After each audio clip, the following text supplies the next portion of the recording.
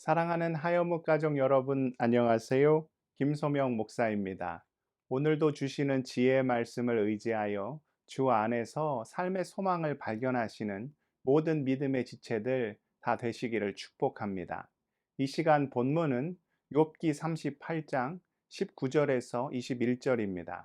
어느 것이 광명이 있는 곳으로 가는 길이냐? 어느 것이 흑암이 있는 곳으로 가는 길이냐? 너는 그의 지경으로 그를 데려갈 수 있느냐? 그의 집으로 가는 길을 알고 있느냐? 내가 아마도 알리라. 내가 그때에 태어났으리니 너의 횟수가 많음이니라. 아멘. 사람은 보통 자기가 알고 있는 지식 혹은 자기가 경험한 여러 일들을 기반하여 인생의 기준을 세워놓고 살아갑니다. 이것을 삶의 가치관 또는 세상을 바라보는 관점이라고 표현할 수 있겠지요.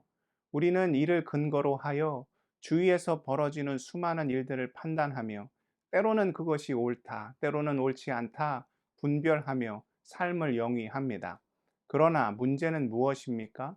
내가 알고 있는 지식과 경험이 넓고 넓은 세상에 비해 극히 제한적일 수밖에 없다는 것이지요.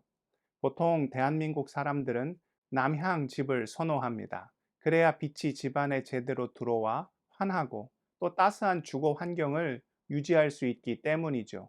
미국 동부 지역에 거주하는 대부분의 사람들도 남향 집을 선호하기는 마찬가지입니다. 그런 환경 속에서 살아가고 있기 때문이죠. 그런데 어떤 목회자 세미나에 가서 네바다주 라스베이거스에서 목회하시는 어떤 목사님을 만나 이야기를 나눈 적이 있는데요. 그분께서 하시는 말이 라스베이거스는 아주 무더운 사막 지형이기 때문에 남향 집보다는 북향 집이 훨씬 더 비싸다는 것이었습니다. 제가 알고 있던 상식과는 너무나도 반대되는 이야기여서 당시 충격 아닌 충격을 받게 되었지요. 또한 제가 알고 있던 것이 항상 옳은 일은 아닐 수 있겠구나 하는 생각도 하게 되었습니다. 한 번은 제가 선교차 라틴 아메리카에 위치한 나라를 방문한 적이 있습니다. 그때도 신선한 충격을 경험한 일이 있었는데요. 그 방문한 교회의 게시판에 붙어 있는 어떤 사진이 저의 눈길을 확 끌었습니다. 바로 남반구 사람의 기준으로 한 세계 지도였습니다. 우리는 보통 북반구에 살고 있기 때문에 북쪽이 위로 있는 지도에 많이 익숙해 있지요. 그런데 그곳에 붙어 있는 지도는 남쪽이 위로 가 있는 그런 세계 지도였습니다. 저는 한 번도 그런 지도를 상상해 본 적이 없었습니다. 우리는 보통 성탄절 하면 겨울, 눈, 그래서 화이트 크리스마스를 생각하죠. 크리스마스에 눈이 왔으면 좋겠다 하는 소원을 품기도 합니다. 그런데 남반구 사람들에게 크리스마스는 겨울이 아니라 여름입니다. 오스트레일리아에 사는 사람에게 크리스마스에 눈이 내린다고 하면 이는 지구의 종말이 왔음을 의미하는 것이 될지도 모릅니다. 욥기에 등장하는 사람들이 가지고 있던 공통된 가치관이 있었습니다. 바로 보응의 원리입니다. 죄인은 반드시 심판을 받는다는 것이죠. 물론 이것 자체는 결코 틀린 내용이 아닙니다. 그런데 문제는 무엇입니까? 모든 고난을 보응의 원리로만 설명할 수는 없는 일이라는 것이죠. 죄인은 고난을 당하지만 그러나 모든 고난이 반드시 죄로부터 온 것은 아니라는 사실입니다. 욥의 세 친구 엘리바스, 빌닷, 소바를 비롯하여 이후에 등장한 엘리후마저도 삶의 고난을 오직 이 보응의 원리 안에서만 이해하려고 하였지요. 사실 욥 또한 이 원리에서 크게 벗어난 것은 아니었습니다. 지금까지 진행된 논쟁을 보면 보응의 원리를 긍정하는 욥의 친구들과 엘리후, 또 그것을 인정하지 않은 욥, 그러니까 보응의 원리라는 큰 테두리 안에서 모든 대화가 진행이 되었던 것이죠. 그러나 어떻습니까? 무한하시고 전지전능하시며 무에서 유를 창조하시는 여호와 하나님의 역사를 이 보응의 원리 안에 가둘 수 있습니까? 사실 하나님 앞에서 취하는 우리의 태도 또한 욥기에 등장하는 인물들의 모습과 하등 다르지 않지요. 내 판단, 내 기준, 내 가치관, 내 생각을 절대시합니다. 그리고 그것을 가지고 하나님의 역사하심을 감히 판단하지요. 내 뜻대로 일이 진행되면 할렐루야 주님이 역사하셨습니다. 환호성을 치며 모든 존귀와 영광과 감사와 찬양을 주님께 올려드리지만 내가 원하는 대로 일이 이루어지지 않으면 주님이 어떻게 나에게 이러실 수 있습니까? 주님, 살아계신 건 맞으십니까? 온갖 원망과 비난과 비통함의 마음을 주님께 쏟아내지요. 그러나 우리 주님은 나보다 나를 더 잘 아십니다. 무엇이 나에게 유익이 되고 무엇이 나에게 이로우며 내가 어떤 길을 가는 것이 참되고 거룩하고 복된 길인지를 나보다 우리 주님께서 훨씬 더 잘 아시지요. 저는 우리의 인생이 눈을 감고 횡단보도를 건너는 사람의 모습과 참 많이 닮아 있다는 생각을 합니다. 한 치 앞도 몰라요. 아니, 내 마음조차도 잘 알지 못하지요.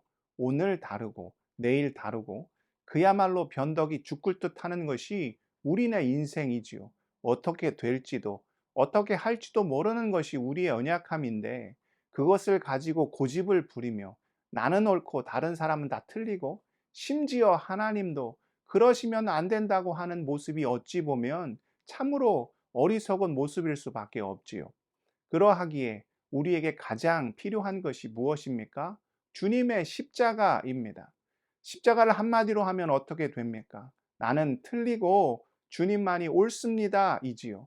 나는 죽고 예수로 사는 인생이 옳습니다. 이것이 십자가가 보여주는 진리이지요. 오늘 우리가 읽은 말씀에서 하나님께서 보여주시고자 하신 것이 무엇입니까? 하나님이 창조주시라는 거지요. 우리 인생의 원리와 질서를 세우시는 분은 오직 여호와 하나님이라는 것입니다. 운동 경기로 따지면 우리는 그저 선수이고 하나님이 심판되신다는 거죠. 운동선수가 아무리 실력이 출중하고 길고 날고 뛴다 해도 규칙을 지키지 않으면 경기에서 퇴장당할 수밖에 없습니다. 얼마 전에 뉴스를 봤는데 경기 결과가 마음에 들지 않는다고 구단주가 경기장에 난입하여 심판을 폭행한 일이 있었습니다.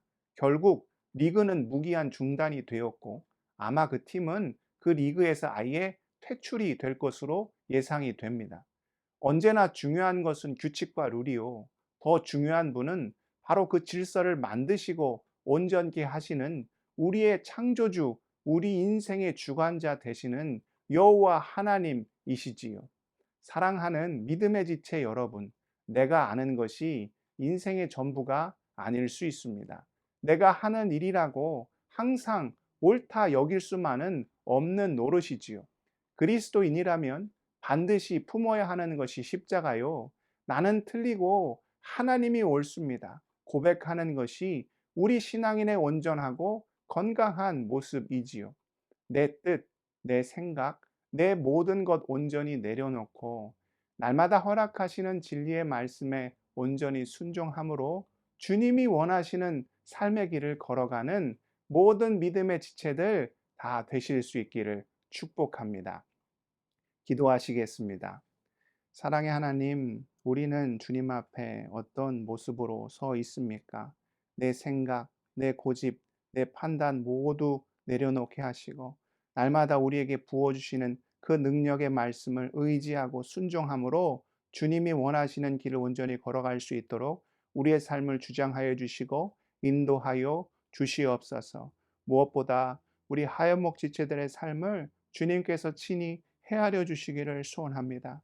지금도 병상에 누워 눈물을 흘리며 기도하는 모든 환우들의 기도 귀 기울여 주시고 감당할 수 없는 삶의 문제들, 아픔과 걱정과 염려, 슬픔 모든 것 주님 올려드릴 때 주님 우리 기도에 귀를 기울여 주시사 응답하여 주시고 감당할 수 없는 복으로 놀라운 복으로 함께 하시는 주님을 경험케 허락하여 주시옵소서. 오늘 하루의 삶도 주님께 올려드리오며 존귀하신 예수 그리스도의 이름으로 간절히 기도드리옵나이다. 아멘.